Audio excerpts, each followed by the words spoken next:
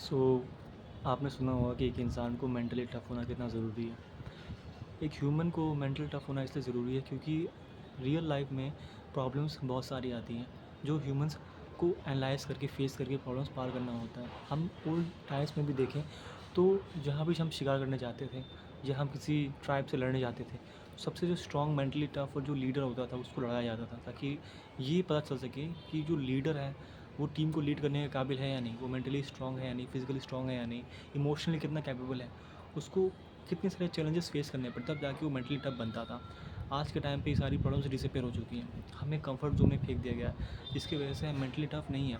हमें अपने दिमाग को ये रियलाइज़ कराना पड़ेगा कि कंफर्ट जोन हमें किल करता है। मेंटल टफनेस आपको टफ डिसीजंस लेने से आती है। अगर आप सुबह जल्दी उठते हो और आप जो मन नहीं कर रहा है, मन आपका कंफर्ट जोन का एक पार्ट होता है। अगर आप मेंटल टफ बनना चाहते हो तो आपको वो सारी चीज़ें करनी पड़ेंगी जो आप नहीं चाहते। अगर आपने बोला है कि आज आपको ये काम करना है तो उस काम को डबल करो।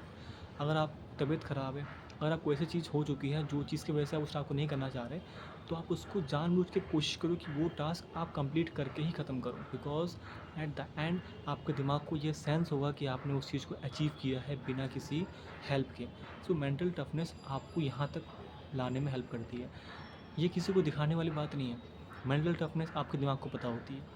आप चाहे कितना भी उसको फेक कर लो।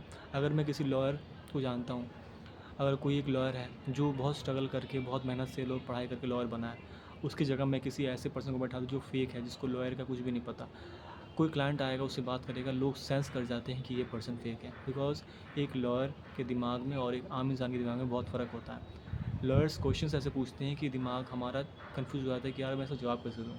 दैट्स वाई जजेस को बहुत टाइम लगता है डिसाइड करने में कि कौन सी पार्टी से कौन सी पार्टी से गलत है। सब जज के ऊपर हो, ये लॉयर के ऊपर होता है। सो बेसिकली मेंटल टफनेस आपको दिखानी नहीं होती, आपके दिमाग में होती है।